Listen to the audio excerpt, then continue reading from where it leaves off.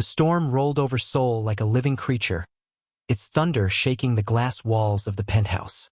Sheets of rain blurred the glittering city into streaks of light and shadow. Inside the top floor of Han Global Tower, silence pressed harder than the weather outside. Zuri Daniels stood in the center of the billionaire's private suite, her hands trembling against her maid uniform. She shouldn't be here. She wasn't supposed to be here. Not tonight, not after the week they'd had. Her chest rose and fell sharply as she stared at the floor, refusing to turn around. The room smelled faintly of cedar and rain. His scent reigned, and it wrapped around her like a memory she kept trying to outrun. Behind her, footsteps approached. Slow, certain, controlled. The kind that belonged to a man used to power, used to getting what he wanted without raising his voice. "Why are you avoiding me?" Junio's voice flowed through the room, deep, smooth, calm, but carrying something tightly held underneath. Zuri swallowed hard. She kept her back to him. "Sir, you said I should keep things professional." "Yes," he said. "I did." Another step. "And yet, you keep showing up in places where I can't ignore you." Her breath hitched. She shook her head. "I didn't. You did." Something warm brushed her skin. His fingers. His hand closed gently around her wrist. Not possessive, not forceful, just familiar. Too familiar. The same way he touched her every night that week. The same way that made her forget she was a maid in his world, not a woman he was allowed to want. Her pulse hammered against his palm. Lightning flashed across the city, filling the room with cold white light. It carved his silhouette across the window, tall and steady behind her. "Let go," she whispered, eyes closing briefly. He didn't tighten his grip. He simply held her there like he was afraid that releasing her meant losing something he never planned to feel. But when she pulled her wrist away, he let her go. A shaky breath left him. He wasn't angry. He wasn't trying to force her. He looked hurt. "Please stop," she said again, softer now. "Please, just stop." He stared at her profile, her face turned slightly toward the rain-soaked window. The lightning illuminated her brown skin, the water in her lashes, the fear she tried so desperately to hide. "I'm trying," he said quietly. His voice cracked in a way she had never heard before. "But you make it impossible." That admission hit harder than the thunder outside. Zuri finally looked at him. His dark hair was damp from the rain, strands falling messily across his forehead. His shirt clung to him from the storm, outlining the disciplined strength in his frame. But his eyes, they were the problem. They were soft, unprotected, focused entirely on her. She took a step back. "Junio, we can't do this. You're my boss. And you're the only person who sees me," he murmured. Her chest tightened painfully. The storm outside intensified, shaking the windows. Lightning lit the room again, outlining the distance between them but also the invisible pull that kept dragging them back together. He took a step forward. "This past week I've tried to stay away," he said quietly. "I told myself every night that I should let you do your job and leave you alone." Her throat tightened. "But then I'd hear your footsteps in the hallway, or your voice in the kitchen, or—" He hesitated. "Or I'd find myself looking for you without even realizing it." Zuri's heart thundered. He moved closer. Only a few inches now separated them, spaces filled with tension, warmth, and everything both of them were trying to avoid. "You changed something in this house, Zuri," he whispered. "In me." Her eyes stung. From fear. From confusion. From wanting something she knew she couldn't have. "Don't say that," she breathed. "It's the truth." Before either of them could speak again. Ding. A sound cut through the storm and the silence. The elevator. Zuri flinched. Junio straightened, his jaw clenching. Footsteps approached. Confidence. Unhurried. The click of expensive heels echoed through the hallway, growing louder. A woman stepped into the room. Elegant. Tall. Dripping confidence like perfume. Her long black coat clung to her slender frame, rainwater glistening on the fabric. Her lips curved into a slow, poisonous smile when her eyes landed on Zuri. "Junio," she said, her voice silked with familiarity. It's been a long time. Junio's expression hardened instantly. Zuri's stomach dropped. The stranger's eyes swept over her uniform, her presence. The space between her and Junio and the smile widened. "Who's this?" she asked sweetly. "Your maid." Her gaze sharpened. "Or something else?" The storm outside screamed, and inside, another storm was just beginning. 2 months earlier, Seoul greeted Zuri Daniels with cold wind and warm neon lights. A city that never slept, but she hadn't slept in days. Not since the breakup. Not since her ex shattered the last pieces of trust she had left. She stepped off the airport bus with only a suitcase, her passport, and a promise whispered into the chilly air. Never fall for anyone again. Love had cost her everything.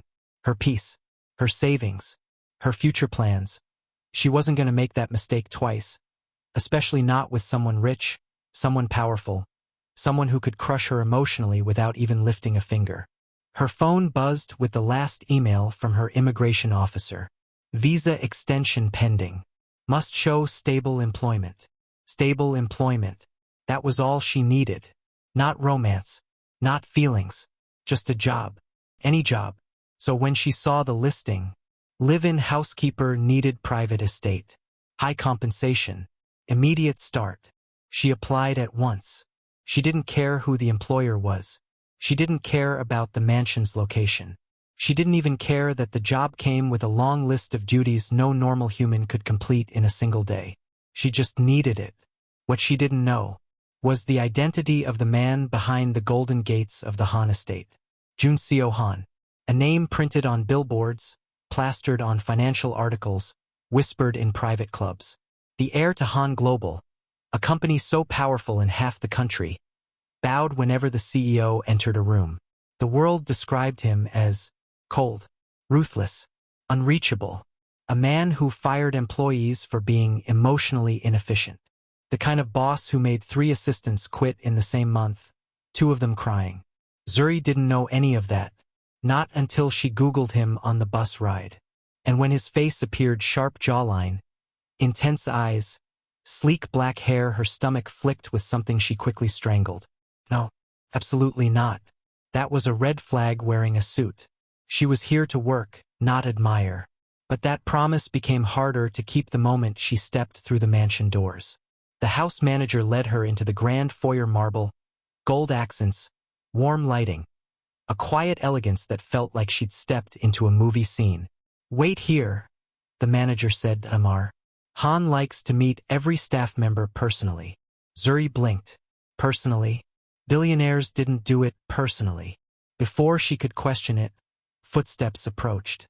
Soft, slow, confident. Junio Han appeared at the top of the staircase, hands in his pockets, eyes focused not on the room, not on the manager, but on her. Zuri's breath caught. He looked exactly like his photos, except somehow sharper, colder, more magnetic. The manager bowed. "Sir, this is the new housekeeper." Junio descended the staircase, each step deliberate, like he was evaluating her entire existence in silence. Zuri straightened herself, trying not to look intimidated.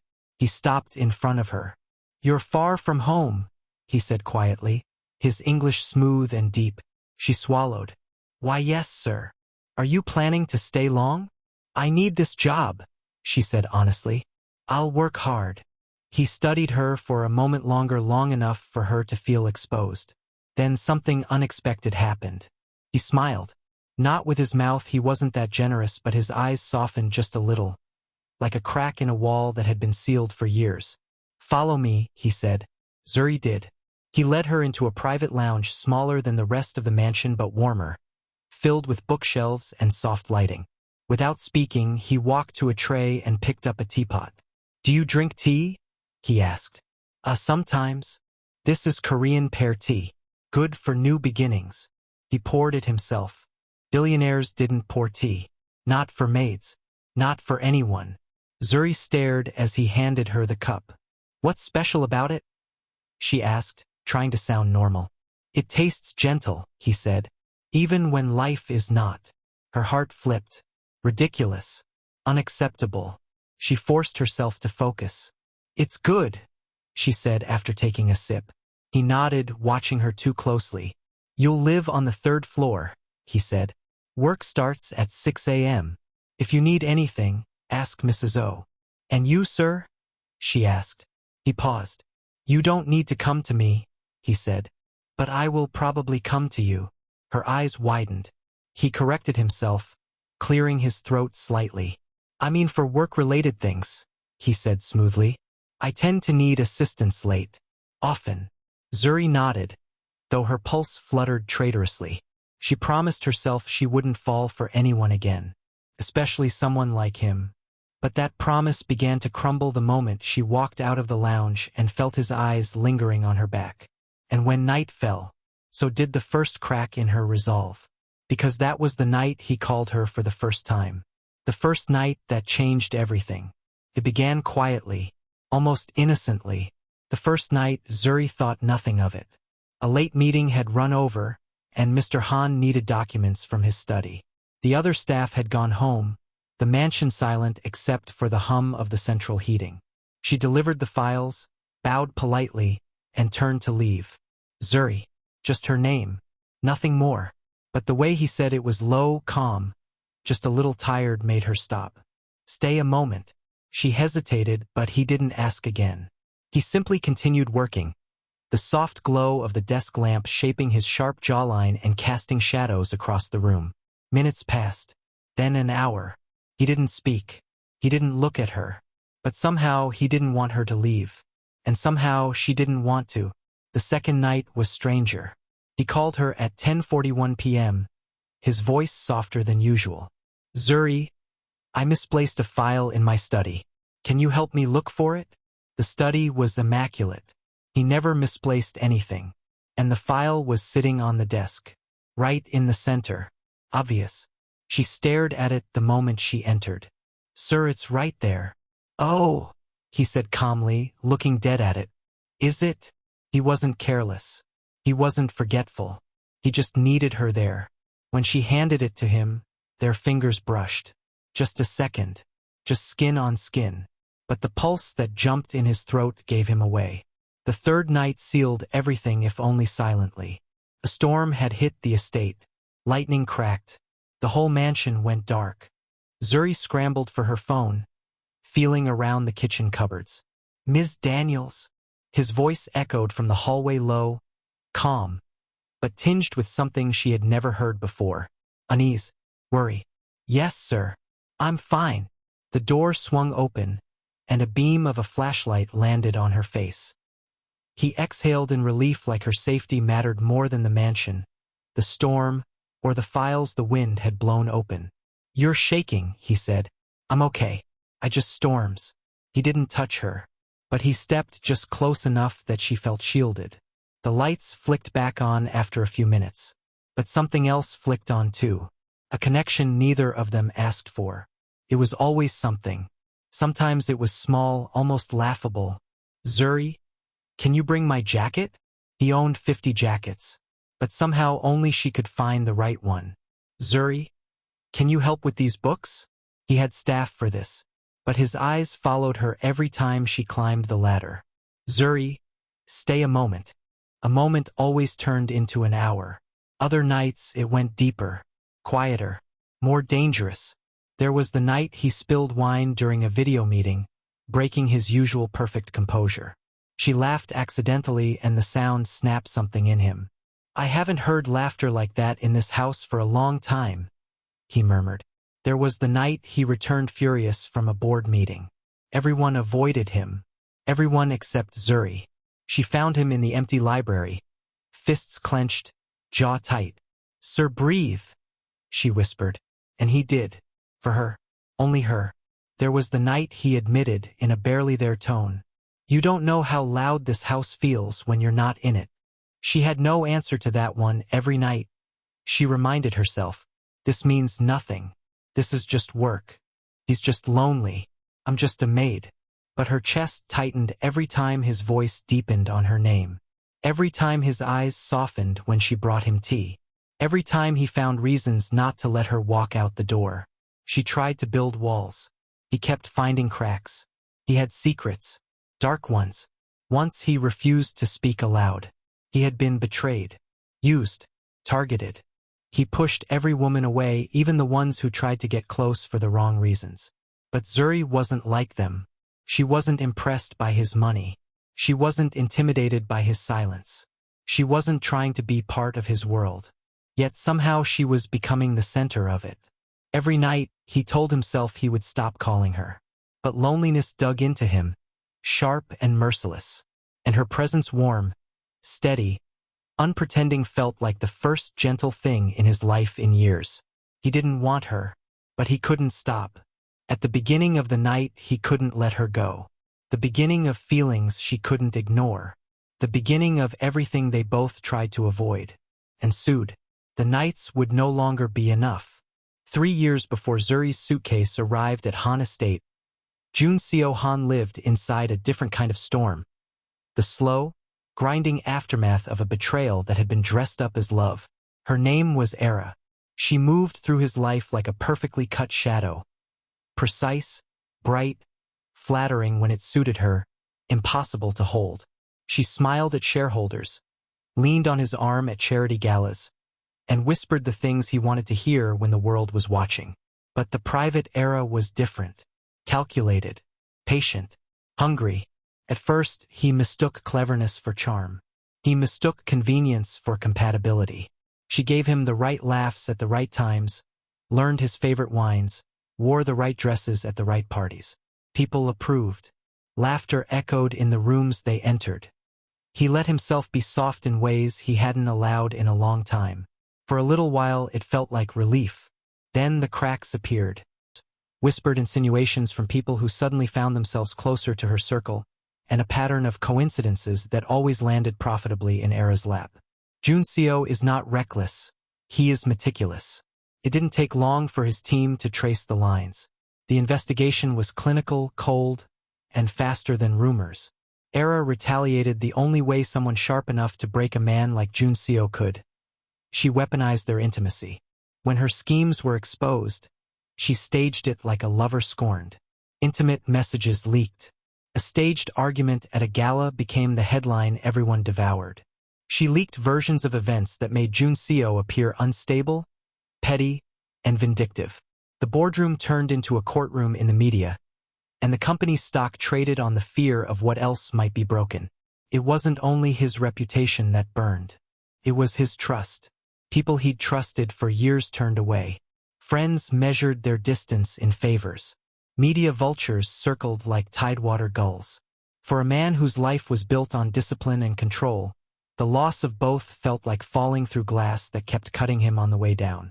Afterwards, Junio retreated. He locked his heart with the same precision he used to lock his vaults.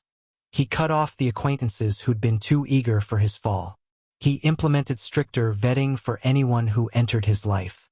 Guards, contracts, background checks, layers of armor that made him untouchable on paper and painfully alone in practice. He told himself he would never trust passion again. Never again would he let a woman have that much influence over his decisions, his mind, his company. Love, he decided, was a luxury and a liability he could no longer afford. Then Zuri arrived.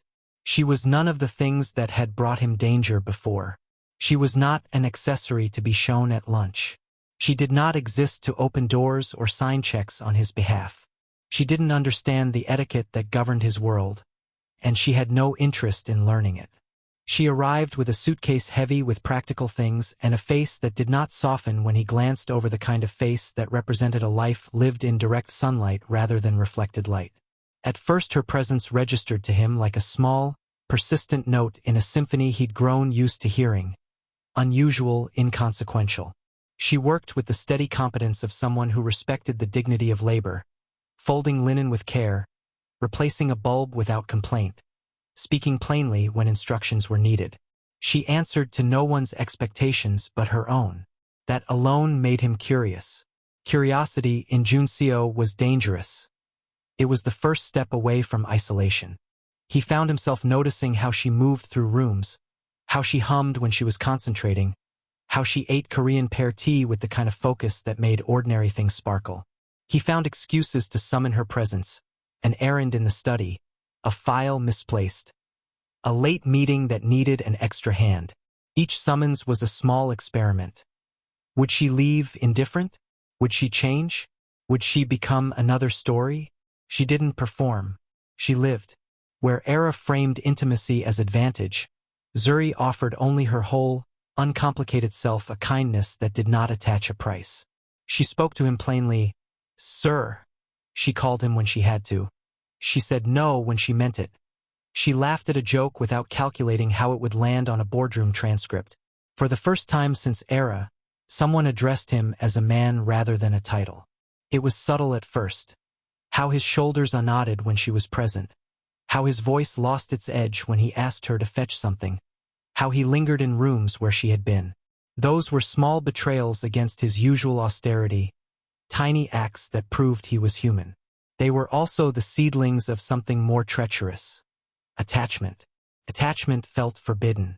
He'd sworn never to let himself be vulnerable again. Yet he found himself waiting for her footsteps in the hallway the way a man waits for news from a front he cannot see. He told himself the explanations that keep men safe. Curiosity, convenience, and appreciation for competence. All of them were true in part. None of them named the slow, growing warmth that replaced his old frost. He did not want to become vulnerable again. He did not want someone who could, with a single smile, rewrite his evenings. But Zuri's ordinary courage and her unwillingness to be dazzled pulled at him in ways Era never could have imagined. Where Era used intimacy as a tool, Zuri's simplicity became the impossible thing that loosened the armor he'd welded shut. So he watched her. He called her for reasons as small as a jacket and as meaningless as a file. Each contact was a small surrender. And every small surrender stacked until it formed a decision he did not intend to make. To let someone in, again, despite the cost. Thunder cracked so loudly that the glass walls of the penthouse trembled. But it was nothing compared to the sound of Zuri's heartbeat or the silence that fell between her and Junio as Era stepped fully into the room. The storm was outside, but the real danger had just walked in. Her voice was smooth as velvet dipped in venom. Era's heels clicked against the marble floor with the confidence of someone who had once ruled every inch of this space. Every corner, every room, every part of the man now standing rigid beside Zuri. She didn't look at Junio first. No, she looked directly at Zuri. Up and down, slow, calculating, like she was assessing a stain on her designer coat. Zuri realized her hands were shaking, though she hid them behind her maid apron. Nothing in her quiet life in America had prepared her for this, for being pulled into a billionaire's world. For storms that had nothing to do with weather. For an ex-lover who looked like she belonged on magazine covers and courtroom floors at the same time. Junio moved instinctively, stepping slightly in front of Zuri, almost shielding her without thinking. That alone made Era's eyes flash. So, Era said, tilting her head, this is the new girl? A smile that was not a smile curved her lips. She's cute. Zuri felt her cheeks burn. Junio's jaw tightened. Era, why are you here? Oh, come now, she purred, walking deeper into the penthouse like she owned it because once she had. Is that any way to greet someone you almost married? The words slammed into the room. Zuri's breath stopped. Married? Junio flinched only slightly, but Era saw it and smiled wider. You're not welcome here, he said quietly, dangerously. Leave. Era's eyebrows lifted, amused. Leave? Junio, darling, you and I have unfinished business. She glanced at Zuri again, slow and mocking. And I'm sure the help won't mind stepping aside. Zuri's stomach twisted, but she refused to move. She may have been the maid, but she still had pride. Junio took a step closer to Zuri, the smallest gesture, but unmistakable. Era, he said, voice low. Whatever you think you're doing. Oh, I'm not thinking, she cut in. I know exactly what I'm doing. She reached into her designer coat and pulled out a sleek folder one Zuri recognized from the legal department. Han Global Documents. Junio stiffened. A contract, Era said breezily. New evidence surfaced. Evidence about the scandal. She tapped the folder gently. And your board wants to hear it from me. Zuri's eyes widened. She didn't know the story. Not all of it, but she could see the fear behind Junio's controlled expression. Era stepped even closer, lowering her voice. You think you can replace me with this? She waved her hand dismissively at Zuri without looking at her. You think you can rebuild without me? Start over with a maid. That hit Zuri like a slap. But before she could step away, Junio's hand found hers warm, firm, grounding. She's not a replacement, he said. Era blinked. Her smile vanished just for a second, replaced by something sharp and wounded. Oh, she whispered. So it's real for you. Her eyes slid to their joined hands. Well, she said, the sweetness melting into steel. Then I think the two of you should see this. She opened the folder, and Zuri's world tilted. Not Junio, not of Era, of Zuri. A picture taken weeks ago outside the estate, at the grocery store, leaving her small rented room before moving in. Private moments. Moments no one else should have captured. Zuri's heart dropped to her knees. Era Junio warned. Oh, don't look so shocked, she said, shrugging. You're predictable. I knew you'd get attached to someone again. So I made sure to know who it was before you did. Zuri felt colder than the storm outside. Why would you spy on me? She whispered. Era smiled sweetly. Because, dear, anything he wants, I have to know how to break. Junio's eyes turned to fire. You crossed a line. I invented the lines, Era snapped. And you forgot that. She snapped the folder shut. I'll see you both at the board meeting tomorrow. I'm sure they'll be very interested in this little complication. She walked backward toward the elevator, never taking her eyes off them. Good night, she said softly. Enjoy your storm. The doors closed. Silence swallowed the room. Then, Zuri pulled her hand away from Junio as if burned. Why is she watching me? Her voice trembled. What did I get pulled into? Junio took a step toward her. Zuri. No, she shook her head, breath uneven. This was supposed to be a job. A simple job. Not this. Not threats. Not contracts. Not ex-fiancés. Lightning flashed again, lighting the panic in her eyes. I shouldn't be here, she whispered. I shouldn't have let you. Don't say it. His voice cracked. Don't push me away. I have to, she whispered. Your world is dangerous. And I would burn that world down before I let it hurt you. Zuri froze. He meant it. Every word. But before she could answer, before she could step toward him or away, her phone buzzed violently. A message. A known number. Her hands shook as she opened it. One sentence. Leave him now or you'll regret it. Zuri went pale. Junio saw the message over her shoulder, and his expression changed into something darker than the storm outside. Era, he whispered, fury simmering. She wants war. Zuri swallowed hard. We're already in it. And that was the moment both of them realized. Their story wasn't just forbidden. It was dangerous. Thank you for watching. If you enjoyed the story, please like, share and subscribe to my channel. Also click on the notification bell, so that you will get notified whenever a new story comes up. You can also go ahead to tell me the country you are watching from, so that I can make a story for you.